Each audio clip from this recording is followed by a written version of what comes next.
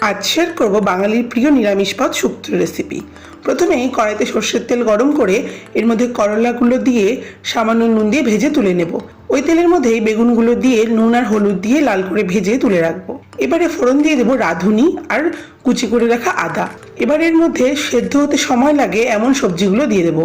পেঁপে, সজনা আর আলুগুলো আমরা প্রথমে দিয়েছি। ভালো মতো ভেজে এর মধ্যে দিয়ে দেবো কাঁচা কলা। এবারে দিয়ে দেবো ঝিঙে আর পটল।